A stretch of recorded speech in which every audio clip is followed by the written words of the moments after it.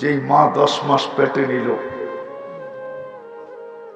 যেই বাবা নিজের সমস্ত ব্যক্তিত্বকে বিলীন করে দিয়া, বিক্রি করে দিয়া সন্তানকে মানুষ করে দাঁড় করাইল, এডুকেটেড করলো, বড় শিক্ষিত করলো, চাকরিজীবী বানাইলো, ওই বাপকে রেখা সে বৃদ্ধাশ্রমে, এর চেয়ে বড় ধোকার চিত্র আর কি হবে? আমাকে বুঝান আপনাদের বিবেক দিয়া, এর চেয়ে বড় ধোকার চিত্র কি হবে?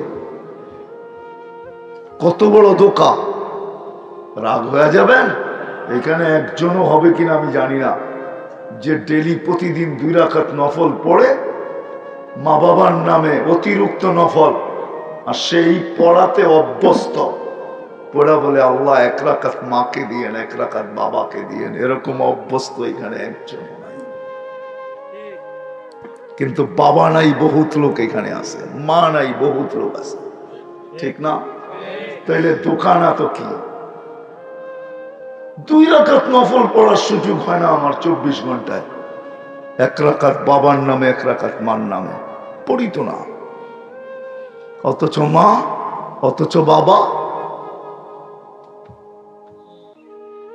আজ থেকে 50 বছর 40 বছর পিছে যদি চলে যান, তাহলে নল সিটি কি ছিল? রাগ হয়ে যাবে? হ্যাঁ হ্যাঁ, 99 কেন 100 ভাগ মানুষের ঘরে ছাগলের গায়ে যে গলায় যেরকম রশি, আজকে আমাদেরও কেরাসিনের বোতলের ভিতরে রশি ছিল। রশি বাবা বড় কষ্ট করে মানুষ করছে। 2 রাকাত নামাজ তো পড়ি না বাবার জন্য। ধোকা ধোকা ধোকা বলছে, ধোকার জগৎ থেকে বাহির হয়ে চলে আসছে। এইখানে আসার পরে বুঝছি যে জগৎটা ধোকার, ধোকার ছিল। বিদায় তোমাদেরকে সতর্ক করতেছি, ইন্তাকালনা বিলদারিল গুরুর, ধোকার ঘরের থেকে আমরা বাহির হয়ে চলে আসছি, ইলা দারিল গোরাবা, অপরিচিত জগতে চলে আসছি। খবর দেওয়া যায় না, নেওয়া যায় না। কেউ কোনোদিন কবরের পাশে এসে দাঁড়ায়ও না। যখন পাশ দিয়া যায় তো কেউ সুবহানাল্লাহ পড়েও দেয় না। অথচ হুকুম ছিল মুসলমান যখন কবরের পাশ দিয়া যাবে তো উপকার করতে করতে যাবে, কমসে কম একবার হইল সুবহানাল্লাহ পড়া সওয়াবটা দিয়া যাবে কবরবাসী। কি আমরা অভ্যস্ত? হ্যাঁ, রাগ হয়ে গেলেন আমার কথায়? আসেন, আমি শেষ জায়গায় চলে আসছি। জীবনটা ছোট, কাটানো উদ্দেশ্য না, গোরা যাওয়া উদ্দেশ্য। যে গোরা যাবে আল্লাহ দুনিয়ার কোনো অবস্থান দেখবেন না। আমি কয়েকটা দেখাইছি, সারা রাত্র দেখান যায়, আল্লাহ কোনো অবস্থান দেখবেন না। দেখবে কে জীবনটা গড়ল। গড়ার জন্যই প্রতিদিন এই উম্মতকে ভালোবাসেন, বিদায় সহজ করছেন, কঠিন না। ওলামাদেরকে জিজ্ঞাসা করেন, 5 ওয়াক্ত নামাজ যে পড়লো, তা আল্লাহর রাসূল বসন্তের দিনে গাছের পাতা হেলায় দেখাইছেন, আমি হেলাইলাম, পাতা আছে না নাই? ওসমান পাতা আছে না নাই? আমার উম্মত নামাজ পড়লে গুনাহগুলো এরকম ছড়া যায়, গুনাহ থাকে না।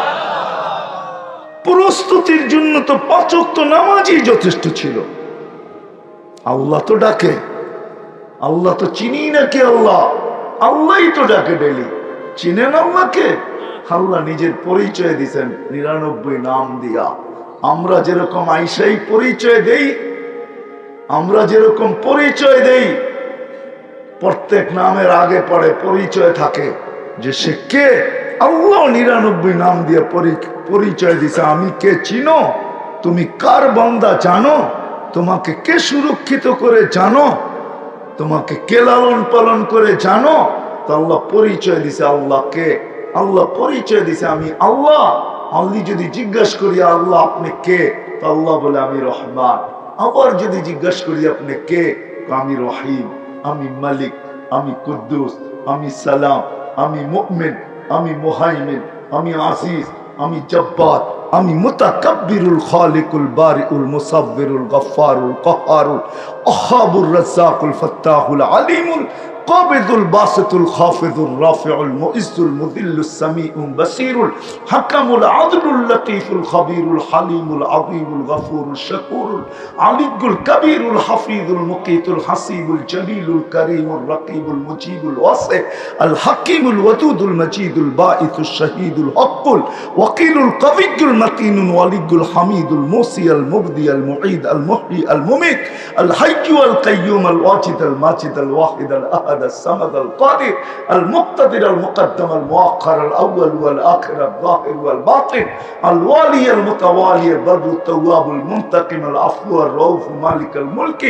ذا الجلال والإكرام المقسط والجامع والغني والمغني المانع الدار النافع النور الهادي البديع والباقي الوارث والرشيد الصبور جل جلاله আমি 99 পদের মালিক আল্লাহ। ওই আল্লাহ ডাকে, জীবনটা গড়ার জন্য ডাকে, গড়া দিতে ডাকে, গড়ার জন্য না, গড়া দিতে ডাকে। 5 বেলা ডাকে, কি আসে জীবনটা গড়া যেতে হবে। তাইলে দুনিয়ার পরিচয় মাটিতে মিশা যাবে। হাজারো পরিচয় মিটা গেছে, আপনার আমারটাও মিটা যাবে। হাজারো পরিচয় মিটা গেছে, আপনারটা আমারটাও মিটা যাবে, কসম খোদার মিটা যাবে। শুধু ঐতিহ্য থেকে যাবে। যান যান যান সোনার গায়ে যায় দেখেন, সোনার গা ছেড়ি শাখা নেই। বিক্রমপুর যায় দেখেন, বিক্রমপুর এখনো কাগজে কলমে আছে, রাজা বীর বিক্রম নাই। আহসান মঞ্জিল যায় দেখেন, আহসান মঞ্জিল আছে, কিন্তু নবাব আহসানুল্লাহ নাই। বরিশালের মানুষ শায়েস্তাবাদ যায় দেখেন, শায়েস্তাবাদ এখনো কাগজে কলমে আছে, কিন্তু শায়েস্তাবাদের নবাব নাই। শায়েস্তাবাদের নবাব নাই, হাজারো ঐতিহ্য পড়ে আছে। আসেন, জীবনটা ছোট, গোড়া যেতে হবে। কে কখন যাব তাও জানি না, এই জন্যই আল্লাহ সতর্ক করেন। আগে যুবকদের থেকে আসি, যুবকদেরকে সতর্ক করেন, শাবাব লা ইয়াক্তারুকা শাবাবুকা। যুবক যৌবন যেন তোমাকে ধোঁকা না দেয়, বিমুখ না করে, উদাসীন না করে। কাম্মি সাব সাবাকাকা ইলাল মউত। আমরা কত যুবককে তো যৌবন সহ কবরের কোলে শোয়াই দিছি, তোমাকেও যেই কোনো মুহূর্তে পারে। বিদায় সব সময় তুমি চোখের সামনে রাখো এটা, যে তোমাকে যেন আল্লাহর থেকে বিমুখ না করে। আবার আমাদেরকে বলছেন, ইবনা আদম লা তাফরাহ বিদুনিয়াইকা। মানুষ দুনিয়ার উন্নতি চাকচিক্য, দুনিয়ার অবস্থান আর পজিশন তোমাকে যেন বিমুখ না করে। ফা ইন্নাকা গায়রা মুখাল্লাদ, তুমি চিরঞ্জীব না। আল্লাহ বড় ভালোবাসেন আমাদেরকে। ওইখান থেকে এত দূর বাহির হয়ে গেছি, জন্ম লগ্নে আল্লাহ আমাদেরকে কুদরতি হাতের ছোঁয়া দিছেন। দ্বিতীয়বার আল্লাহ আমাদেরকে কুদরতি হাতের ছোঁয়া দিছেন বাছাই লগ্নে। আল্লাহ আমাদেরকে বাছাই করছেন। উম্মতে মোহাম্মদী আপনি সদ ইচ্ছায় হন নাই। হায় হায়, সবচেয়ে বড় আফসোসের বিষয় হয় ওই সময়, সবচেয়ে বড় আফসোসের বিষয় হবে এটাই মনে হয় যে এই উম্মত যখন দোজখে যাবে, এটাই সবচেয়ে বড় আফসোসের বিষয় হবে। এর চেয়ে বড় আফসোসের বিষয় হবে না। জিবরিল আলাইহিস সালামকে জিজ্ঞাসা করছিলেন কোন দোজখে কে যাবে, তো 6টা বলছেন, 7 নম্বরটা বলেন নাই। তো চোখ দিয়ে পানি চলে আসছে, তো বলছে তুমি কাঁদো কেন? বলছে একটু পরে আপনিও কাঁদবেন। বলছে ওটা কে যাবে? তো বলছে আপনার উম্মত। রসুলের চোখ দিয়ে পানি চলে আসছে, আমার উম্মত, আমার উম্মত দোজখে যাবে, যাদেরকে কুদরতি হাত দিয়ে আল্লাহ বাছাই করে উম্মত বানাইছেন। তৃতীয়বার হুয়া জিতাবাকুম, কোরআনের আয়াত বলে তৃতীয়বার আল্লাহ আমাদের উপরে কুদরতি হাত দিয়া মনোগ্রাম লাগাইছেন, কুনতুম খায়রা উম্মাহ, তোমাদের চেয়ে উত্তম কোন উম্মত আমি তৈরি করি না। হায় হায়, 5 ওয়াক্তই উম্মত পড়ে না, যেটার ভিতরে 5 ওয়াক্তের ভিতরে পুরাটা জীবনটা ঢুকাইয়া দিছিলেন। নামাজ তো নামাজ ছিল না, নামাজ তো নামাজ ছিল না, আমার জীবনের পূর্ণতা ছিল পূর্ণতা। নামাজ তো নামাজ ছিল না, আমার জীবন কমপ্লিট হওয়া ছিল। নামাজ তো নামাজ ছিল না, আমার পুরা জীবনের গ্রহণযোগ্যতা ছিল। ইদা সলুহা সলুহা সাইরুল আমাল। 50 ছিল, ভালোবাসার খাতিরে 5 করে দিছেন, যে 50 পড়বে, এত কষ্ট করবে, ভালোবাসার পাত্র কি করে হয়, কমায় দিছেন। বন্ধু যাইতে দেরি, কমাইতে দেরি করেন নাই। 50কে 5-এ আইনা দিছেন, সোয়াব 1 রত্তিও কমান নাই। বলছেন 5 পড়বে, 50-এর সোয়াব দিব। কত পড়বেন? 5 পড়বেন, 50-এর সোয়াব দিব। কিন্তু এইখানেও একটু দ্বিধা দ্বন্দ্ব ছিল যে উম্মত যদি না পড়ে কি হবে। আল্লাহ দায়িত্ব নিছেন, আমি ডাইকা ডাইকা পড়ায় নিব, আপনি চান। আজান আল্লাহর ডাক, আহ্বান আল্লাহর ডাক। আজানের আওয়াজ শুনলো, নামাজের ওয়াক্ত হলো, আর আসলো না, ডিনাই করলো। শুধু এইখানেই শেষ না, বলে প্রশ্ন তো তারপরও থেকে যাবে, আল্লাহ ডাকলে কি হবে, আমরা যাই তো যাই কি কখন, যাই তো না, আমি তো ব্যস্ত, কোত্থেকে যাবে। আল্লাহ সিস্টেম করছেন, বন্ধু উম্মত আপনার ভালোবাসার পাত্র। আমাদের নবীজি আমাদেরকে ভালোবাসতেন, এখনো বাসে, কিয়ামতের মাঠেও বাসবে। ওনার মতো উম্মতকে কেউ ভালোবাসে নাই, কেউ বাসবেও না। আমাদের এখানে তো গাথা নাই, নামটা যদি গাথা থাকতো তাহলে আমাদের অবস্থা এরকম হতো না, এত বুঝাইতে হতো না, তাহলে নবী চিনতাম। হায় হায়, আমাদেরকে অনেক ভালোবাসে, আল্লাহ বাসে। আল্লাহ বলে, বন্ধু আপনার সাথে আমার ওয়াদা হয়ে গেছে, আপনাকে লজ্জিত করব না। উম্মত পড়ে না, ফরজের ঘাটতি আমি থাকতে দিব না। কি কইরা? রমজানে 70 গুণ বাড়ায় দিব, 70 গুণ। 1 ফরজ কয় ফরজ? হ্যাঁ, কয় ফরজ? 1 ফরজ একদিন পড়া মানি, একদিন পড়া রমজানে মানি 70 দিন পড়া, ঠিক না? 1 মাস পড়া মানি 70 মাস পড়া। 12 মাস বাদ দেন, কত থাকে? 12 মাস বাদ দিয়া দেন 70-এর থেকে, কত থাকে? 58 মাস। তারপরও আপনার ব্যালেন্সে থাকবে, কিন্তু তারপরও তো 50% মানুষ নামাজ পড়ে না। সত্য এটাই, রাগ হয়েন না, বক্ষণ করবেন আল্লাহ, 24 ঘন্টা অক্সিজেন নিবেন আল্লাহ, সব বক্ষণ করবেন আল্লাহ। আর আল্লাহ ডাকবে আর আপনি আসবেন না, ব্যস্ততা দেখাবেন আর বলবেন আমি ব্যস্ত। রব্বে কাবার কসম, প্রস্তুত থাকেন। মরতে দেরি, লাতুস আলুন না আনির নাইম, কাঠ গোড়ায় দাঁড় করাইতে দেরি করবে না। দুনিয়ার সমস্ত অশান্তি, সমস্ত কিছু মৌত এসে পরিসমাপ্তি ঘটায় দিবে, ওইখানে কোনো মৌত হবে না, এটাও জেনে নেন। মৌত হবে না, সত্য এটাই। আল্লাহ বলে আপনার উম্মতের ফরজের ঘাটতি থাকতে দিব না। এক ফরজ, হায় হায়, এতটুক দিয়েও মনে হয় বন্ধুর মন বড়ে নাই, বন্ধুর মন বড়ে নাই। এই জন্য আল্লাহ আরো যোগ করছেন। আমি যদি বলি আল্লাহ 58 বৎসর, 58 মাস তো বাকি থাকবে, আল্লাহ বলে বন্ধু যদি খুশি না হইল, আবার বলতেছে আরো 1000 মাস যোগ করে নেন। উম্মতকে বলেন আরো 1000 মাস, লাইলাতুল কদরি খায়রুম মিন, আরো 1000 মাস যোগ করে নিতে বলেন, 1070 মাস জীবন গড়তে আর কি লাগে? ঠিক না? একটা রমজানই তো যথেষ্ট ছিল, ঠিক না? কিন্তু আমরা কয়জন পড়ব? কয়জন আমরা পড়ব? আমার জাতির কয়জন পড়ে? কয়জন পড়ে? রোজা কয়জন রাখে?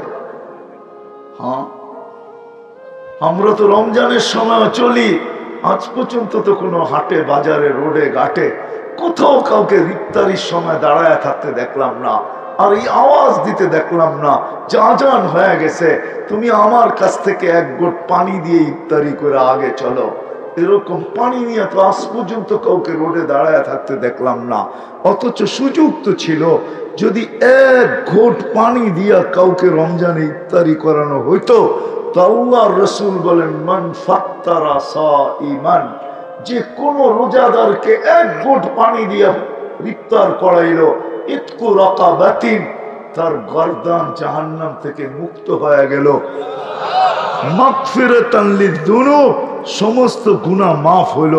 আমার জাতির কাউকে তো দেখা যায় না কোনোদিন রোডে ঘাটে হাটে বাজারে যে এই পানির বোতল নিয়ে দাঁড়ায় ডাকতেছে, আজান হয়ে গেছে, আসো আমার এখান থেকে 1 ঘট পানি দিয়ে ইফতারি করো। সহযোগিতার হাত, সহানুভূতির হাত বাড়াইতে তো কাউকে দেখা যায় না। অথচ তো ওয়াদা ছিল, তুমি সহানুভূতি দেখাইতে দেরি, তোমাকে জান্নাত লেখা দিতে দেরি করবো না। ভালোবাসা তো দিছিলেন। আসেন, সত্য এটাই। কথা বাড়াইলে অনেক বাড়বে, আর এতটুকুই যথেষ্ট মনে করি আমি। জীবনটা কাটায় গেলে চলবে না, জীবনটা ওনার, উনি দিছেন সব, আল্লাহর দেওয়া। আমি শুধু ব্যবহার করা, আমি আমিত্বের বিকাশ ঘটাইতেছি, আমি আমি আমি আমি আমি বাপ দেখা চলি আর বলি আমি ব্যস্ত, আল্লাহকে দেওয়ার সুযোগ নাই। শুনে রাখেন, সত্য এটাই, কিয়ামতের দিন যেদিন মুহাম্মদুর রাসূলুল্লাহ সাল্লাল্লাহু আলাইহি ওয়াসাল্লাম, যিনি কিয়ামতের বাদশা, আল্লাহ মালিক, আমি মানি, মালিক ইয়াউমিদ্দিন, এটা আমার ইমানের অংশ, কিন্তু রাজা মুহাম্মদুর রাসূলুল্লাহ, উনি যেদিন দায়ের করবে, রব্বি ইন্না কওমি ইত্তাখাযু হাযাল কুরআনা মাহজুরা, আল্লাহ তারা আমার দিকে তাকায় দেখে নাই, আমি এদের বিরুদ্ধে। কেউ আপনার আল্লাহ আপনার পক্ষে যাবে না, রাগ হয়ে যান না।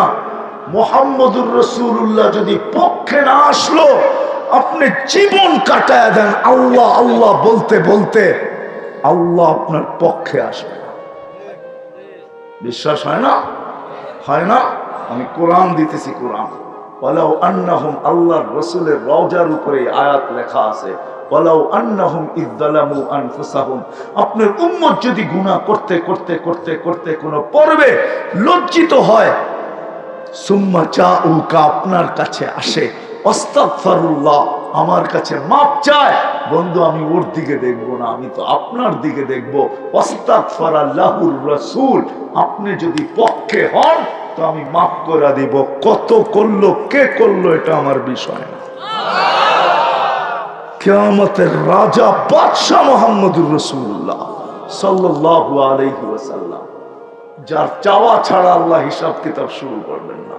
১৬ লক্ষ নবী, ৩১২ জন রসুল, 4 জন উলুল আজমি মিনার রসুল, 3 জন কিতাব প্রাপ্ত নবী, চিৎকার দিবে নফসি নফসি নফসি নফসি, আল্লাহুম্মা কদি আলাইনা, আল্লাহ হিসাব কিতাব করে দেন। কি হবে হবে, এই কষ্ট আর সহ্য হয় না। কেমন কষ্ট?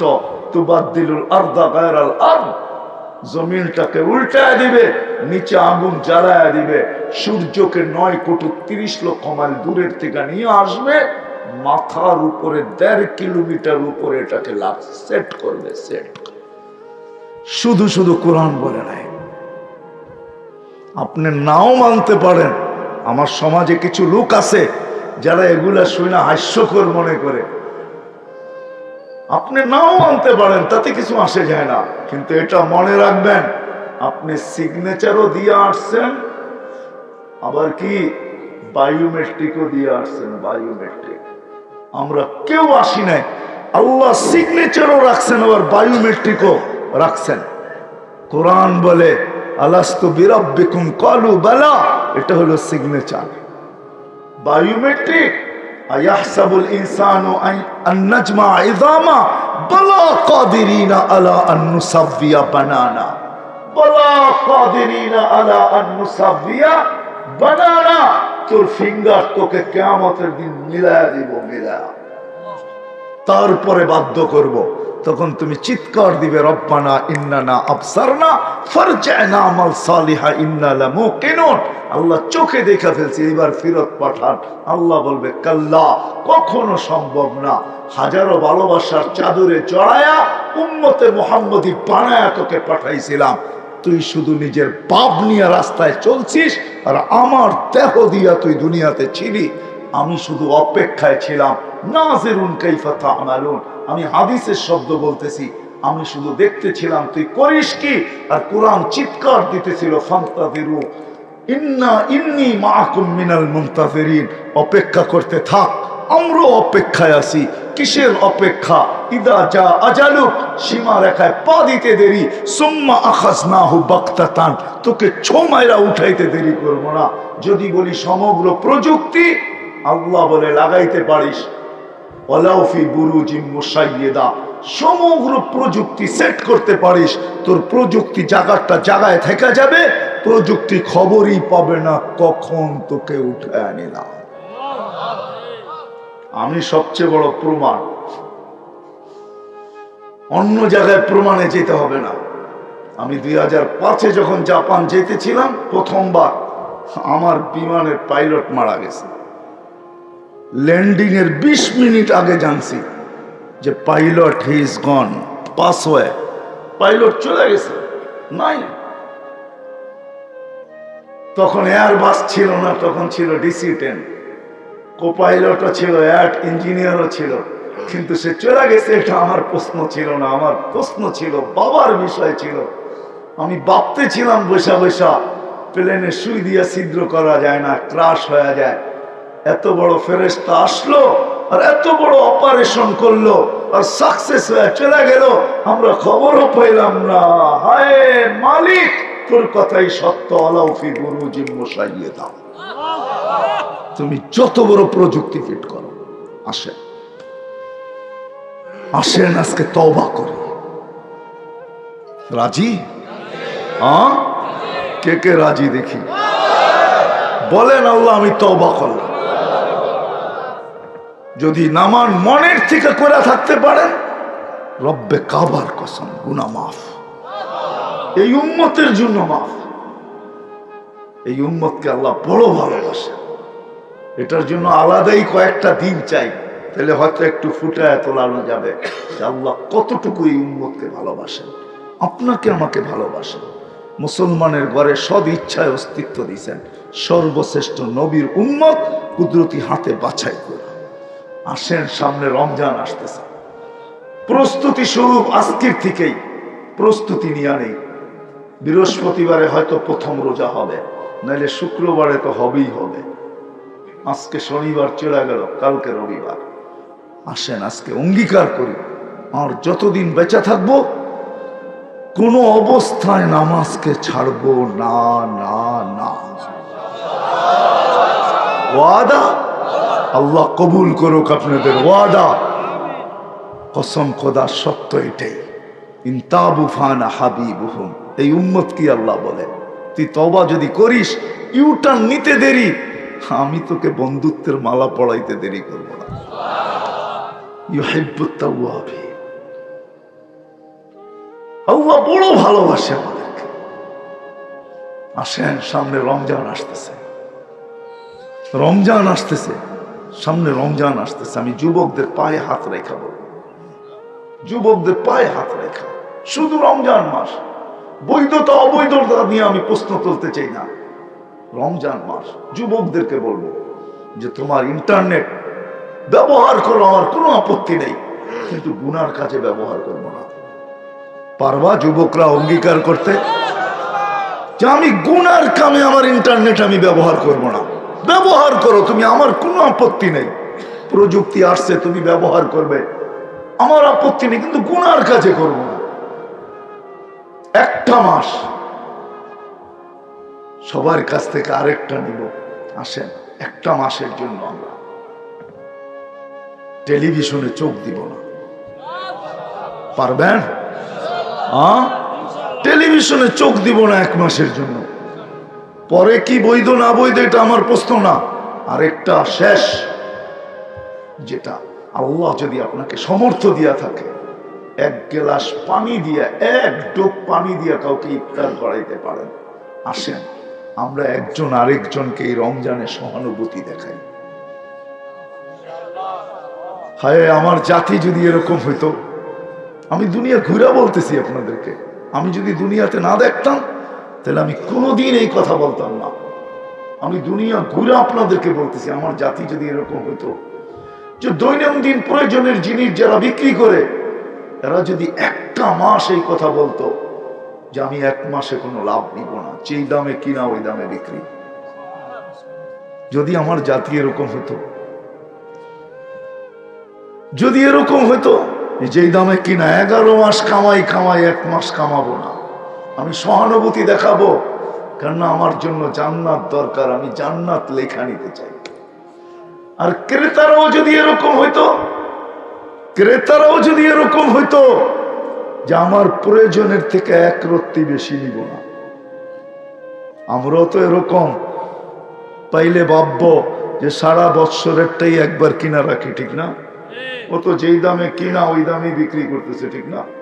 আমরাও যদি এরকম হইতাম যে এক রত্তি বেশি আমি নিব না প্রয়োজনের থেকে, ডেলিটা ডেলি নিব, বলবেন তাহলে ফ্রিজ কি কামে থাকবে, ঠিক না? আমার জাতি যদি এরকম হতো। আরেকটা আছে, যারা ক্রেতা এরা যদি বলতো তুমি নেও না, লাভ কেন? জান্নাতের আশায়। জান্নাত আমারও দরকার আছে, আমি তোমার থেকে যেই দামে কিনা ওই দামে বিক্রি করলে বটে মাইনা নিলাম, কিন্তু আমি 10 টাকা তোমাকে হাদিয়া হিসেবে দিয়া গেলাম, সহানুভূতি হিসাবে দিয়ে গেলাম।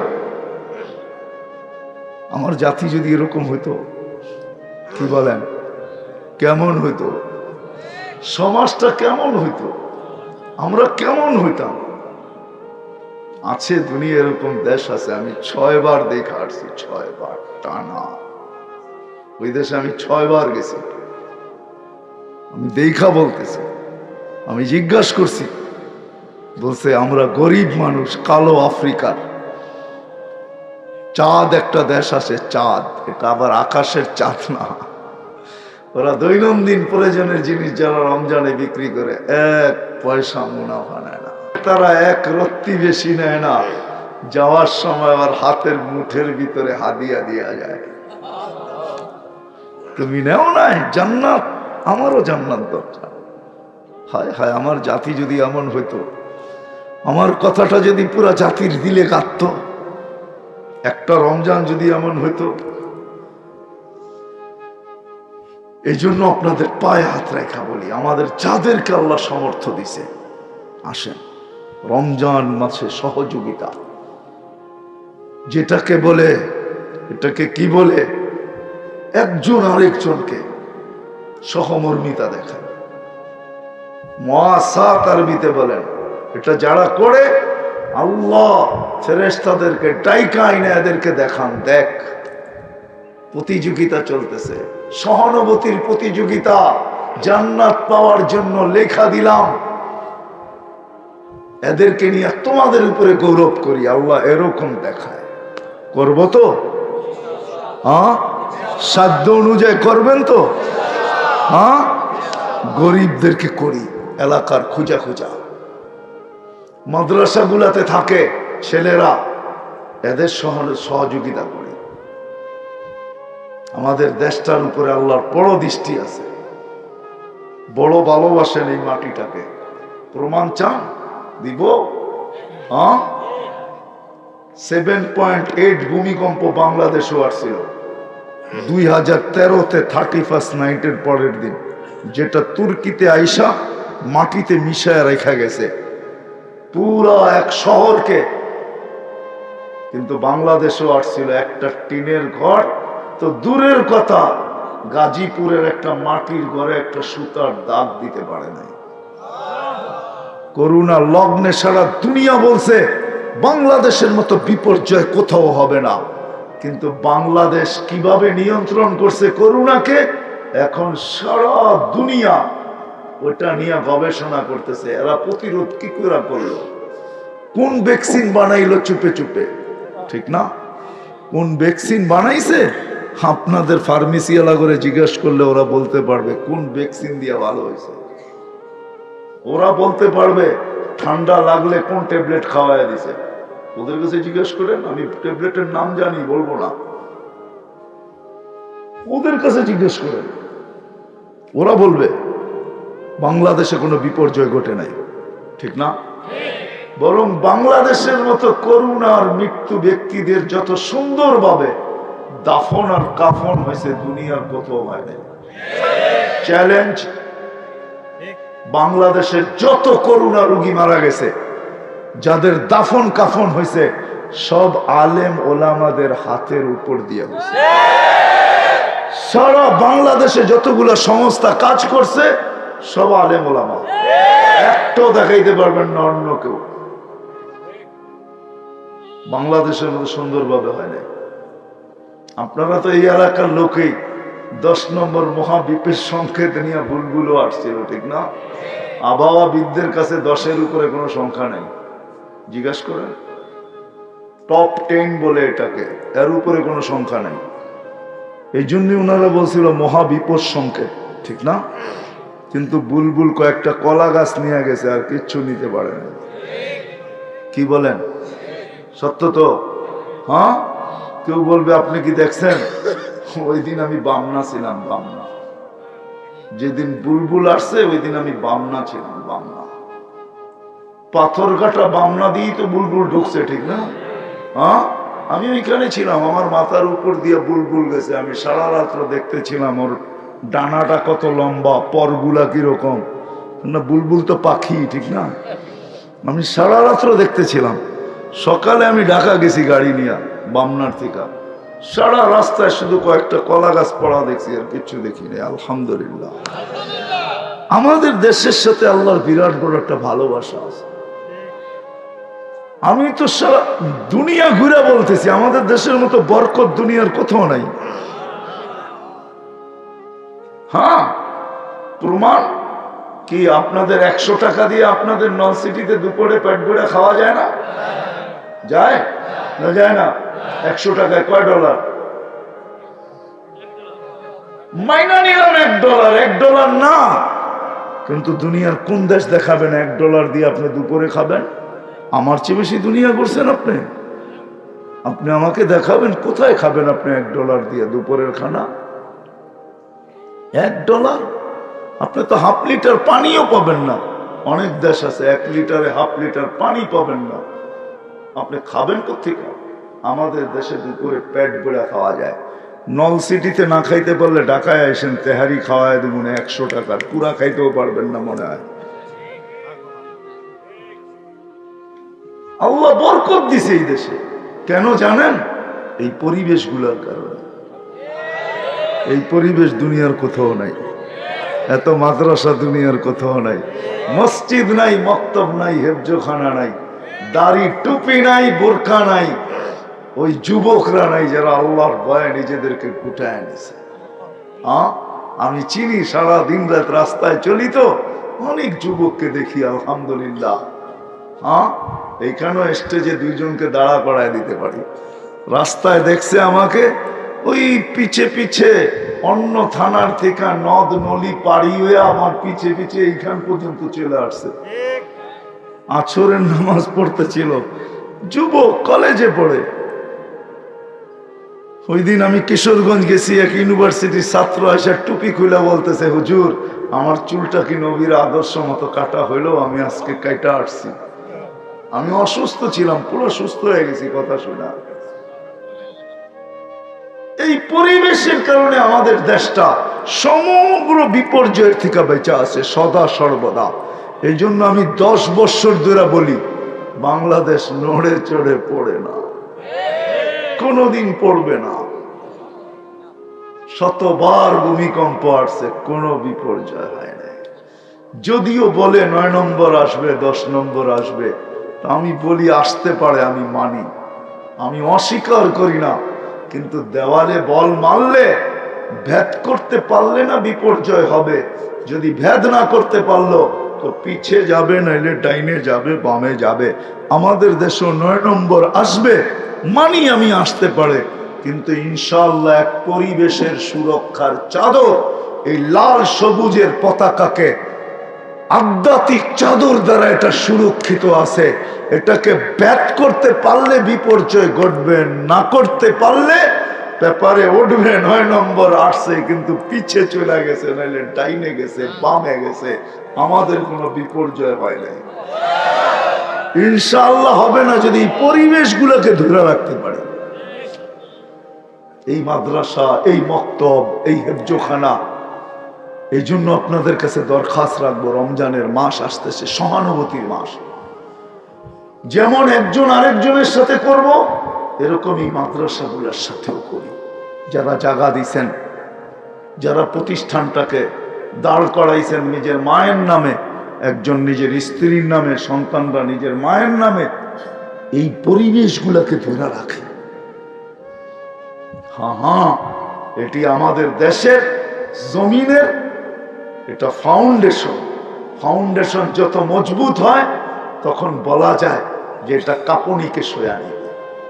ইনশাআল্লাহ এটি যত মজবুত হবে তত বেশি আমাদের দেশ ইনশাআল্লাহ সমস্ত দুর্যোগ থেকে, বিপর্যয়ের থেকে বেঁচে যাবে। করবেন সহযোগিতা? হ্যাঁ, আমি চান্দা করব না। আমি শুনতেছিলাম যারা এটা প্রতিষ্ঠা করছেন, যদিও ওনারা এই এলাকারই থাকেন, ঢাকাতে দেয়া দিয়েছেন আপনাদেরকে, আমরা সহযোগিতা করি যাতে এই প্রতিষ্ঠানটা আরো সুন্দর থেকে সুন্দর হয়, আরো ফুলে, আরো ফলে, ভালো আলেম বাহির হয়, হাফেজ বাহির হয়। এটার জন্য আমাদের সহযোগিতার হাত বাড়াইতে হবে। নিজের মনে করতে হবে যেটা আমার, এগুলা টিকা থাকবে, ইনশাআল্লাহ আমাদের দেশ সমস্ত বিপর্যয়ের থেকে বেঁচে যাবে। আর যদি তা না হয় তাহলে বিপর্যয়ের থেকে বাঁচবে না। এই জন্য আমাদের এই পরিবেশগুলোকে টিকায় রাখতে হবে। রাখবো তো ইনশাআল্লাহ। আল্লাহ আমাদের সবাইকে আমল করার তৌফিক দান করেন। ওয়া মা আলাইনা ইল্লা